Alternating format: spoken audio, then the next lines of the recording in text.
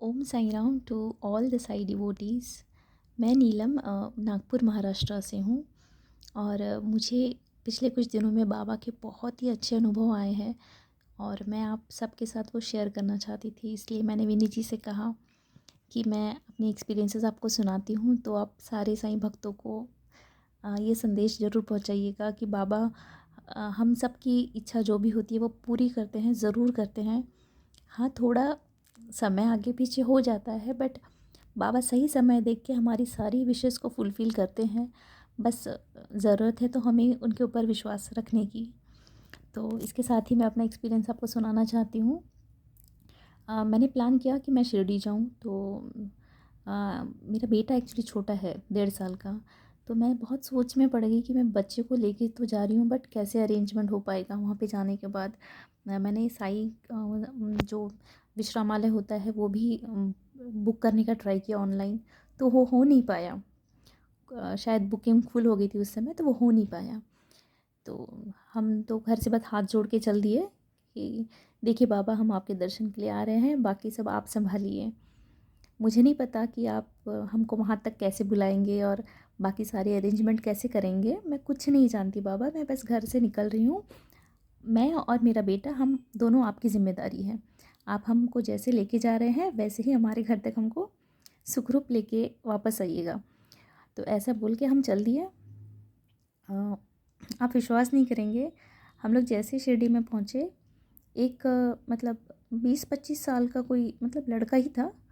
जैसे हम लोग गाड़ी से उतरे ट्रेवल से, वैसे ही वो लड़का एकदम अचानक पास में आया और कहता है आपको आप हमारे साथ चलिए। तो मैं थोड़ा सा एकदम सोच में पड़ गई कि एकदम से कैसे हाँ बोल दूँ। तो मैं चुप हो गई। तो वो बोलता है आप डरिए मत, आप मेरे साथ चलिए, आपके रहने का अरेंजमेंट हो गया है।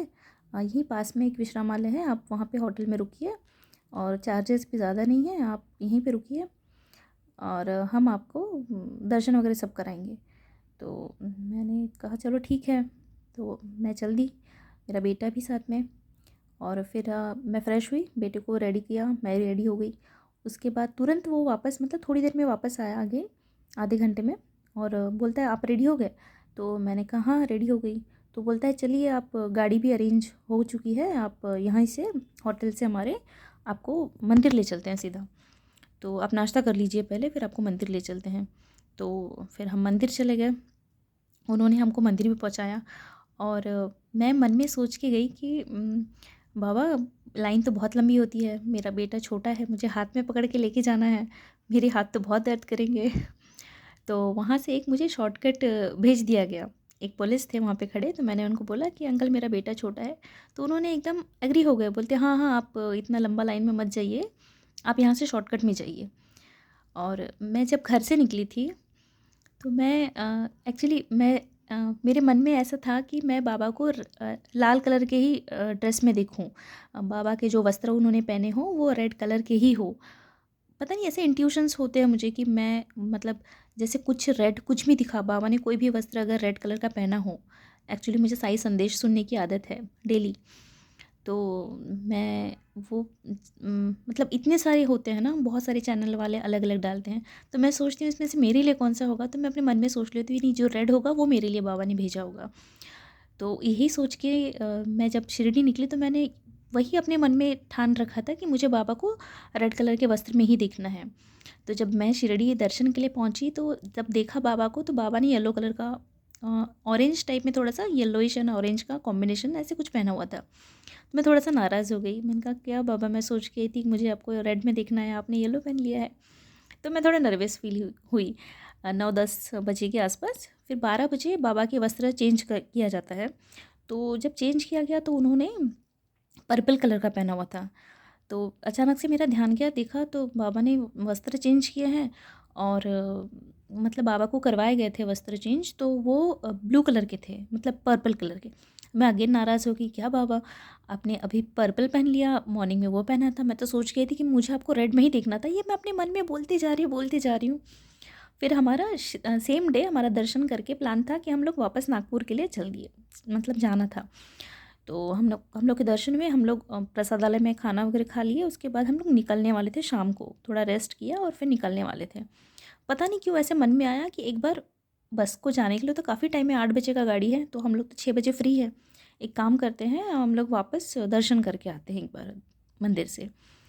तो आप विश्वास नहीं करेंगे, मैं अपने बेटे को लेके और मेरी दीदी भी थी साथ में, तो हम लोग मंदिर गए दर्शन के लिए। एक बार बाबा से आखिरी बार मिलना चाहती थी, तो मैं दर्शन के लिए वापस गए। तो हमने जब देखा, जैसे हम मंदिर के मतलब कैंपस में पहुँचे, तो मैंने देखा आरती चालू चालू थी उस वक़्त, और एकदम से ध्यान देखा, मतलब ध्यान गया, मतलब ध्यान ही नहीं गया एक्चुअली, मैं आरती में ही मतलब एकदम मगन हो गई थी। बाबा की आरती सुन के मैं मगन हो गई थी, मैं आरती गा रही थी, और मेरा क्लिक ही नहीं हुआ कि मेरे बाबा के वस्त्र की तरफ मेरा ध्यान ही नहीं गया। और फिर थोड़ी देर के बाद एकदम से मुझे क्लिक हुआ कि अरे ये क्या, बाबा ने एकदम रेड कलर के कपड़े पहने, जैसे मैं इमेजिन कर रही थी ना, बिल्कुल सेम, एकदम एकदम सेम जैसे मैं इमेजिन करके गई थी घर से, बिल्कुल रेड पहना था बाबा ने। और मैं इतनी खुश हो गई, और फिर मुझे बहुत अच्छा लगा कि बाबा ने मेरी आखिर सुन ली, मतलब मुझे उनको वैसे ही देखना था। इसके साथ ही मैं एक्चुअली मेरे बहुत दिन से एग्ज़ाम का वेट कर रही थी कि मेरे एग्ज़ाम्स कुछ हो नहीं रही है, काफ़ी दिन, 4 साल हो गया है, कोई एग्ज़ाम्स नहीं आ रही है, मैं बहुत परेशान थी। और जैसे ही मैं शिरडी से वापस आई दर्शन करके, उसके चौथे दिन मेरा एग्ज़ाम हुआ। मैं कुछ एग्ज़ाम के लिए प्रिपेयर कर रही थी, वो एग्ज़ाम भी हो गया, और उसका रिज़ल्ट आना बाकी है। मेरा एग्ज़ाम तो बहुत अच्छा गया, आई होप बाबा वो भी हमको क्लियर करवा देंगे क्योंकि मेरा पढ़ाई अच्छा था। तो कहीं न कहीं बाबा तो साथ में है ही, मुझे पूरा विश्वास है। तो मेरा ये बहुत अच्छा एक्सपीरियंस रहा कि मैंने बाबा को जैसे सोचा, मैंने उनको वैसे ही पाया। बस यही मुझे आप लोगों के साथ शेयर करना था। मेरा अरेंजमेंट भी बहुत अच्छे से हुआ, मुझे कोई दिक्कत नहीं हुई, मेरा ट्रैवलिंग बहुत अच्छे से हुआ, मेरी जर्नी बहुत अच्छी हुई। मैं जैसे गई वैसे बाबा ने मुझे घर पे लाके दे दिया वापस। बस यही आपको सबको बताना था कि आप बाबा पे विश्वास रखिए, आप सबकी इच्छा ज़रूर पूरी होगी, बस विश्वास रखिए। जी, थैंक यू। ओम साई राम।